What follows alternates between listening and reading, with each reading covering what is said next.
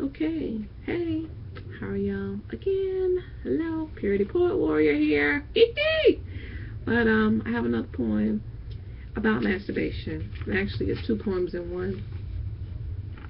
But I think I'm gonna read this one. I said I was gonna read the other one, the sex expose, and I perform on November the 21st. It's in Stone Mountain, Georgia. I don't have the address right now handy, but maybe I'll update you before that time. So, and I also will be doing open mic at the Gathering Grounds Cafe in Atlanta on the 16th.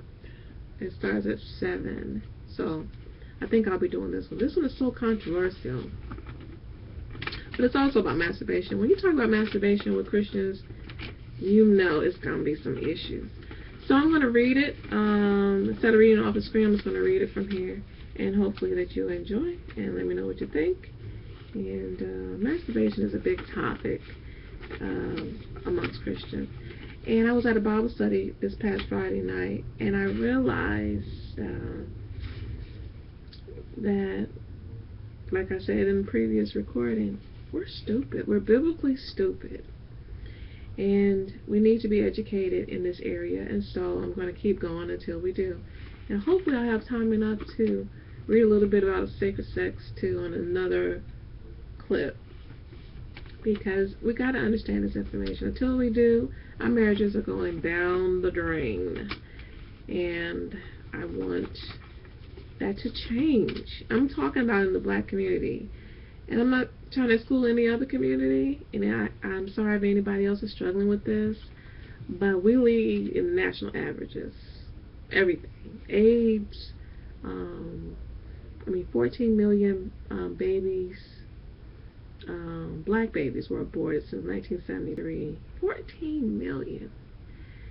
Something is wrong. And so I'm focusing on my community. That's all I'm saying. I'm not racist or anything. I just need to focus on my community. So hopefully we'll get some in the Christian community because we're stupid. Alright. That's the pre-speech. Everybody's like, pre-speech. But anyway, here we go. Most of you are not going to like what I have to say. But I'm compelled by God to say it anyway. I'm not here only to entertain, but share what I've learned just in time and a little too late. See, now I know this society has lied to us when they told us to masturbate. We have forgotten that the Bible says it's not good for man to be alone, but men have become lovers of themselves. Something has gone terribly wrong. See, I have an interesting theory. While we're sitting in church afraid to marry, if you investigate closely, you will see the guys and the girls in the church are sleeping with the enemy. See, some married women reported that they aren't having sex. Husbands won't touch them anymore. Some of these marriages are brand spanking new. But why are they sexually poor? Because they both robbed the sexual bank while they were single. They were told to masturbate at any impulse, sensation, or tingle, or any booty they saw on a video that would gyrate and jingle. Their minds, their hearts, their souls with lust that slowly begin to mingle. They did this before marriage. They robbed the sexual store, and now they have a deficit that has manifested 10 times more. They think they are expanding their sexual experience, but they're shrinking. The world has sold us a bunch of lies, and with the word, we need to renew our thinking. They think they are getting better with sex, and they're really getting worse, placing their marriages, relationships, their bodies under the curse. Over and over again, this sexual habit, we continue to rehearse. The enemy is laughing at us while we daily, weekly continue to immerse ourselves and acting like we do when we are in sexual sin. Acting like we can do what we want and still get into the kingdom. He ain't letting us in. Masturbation may feel good, and you may even climax, but you're hardly fulfilled. And the sexual desire for your spouse, stroke by stroke, you have slowly killed. Guys, a woman's vagina can't compete with your hand. And now you're being conditioned to respond to a man. A woman can't compete with your hand in intensity or frequency. That wasn't the way the Creator meant it to be. Is anybody out there listening to me? And ladies, a man's penis can't compete with a dildo or a vibrator.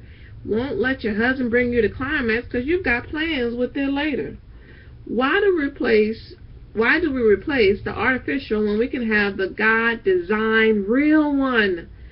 Called sexual sin makes you numb, and sexual sin makes you dumb.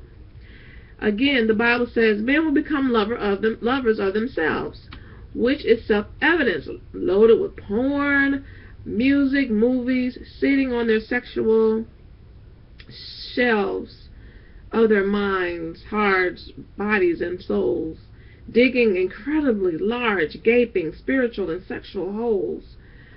The world has everybody thinking they're missing out on something. Come on, you need to be watching everybody else sexing and pumping, dancing and partying while the music is thumping, being turned on by all the people grinding and bumping.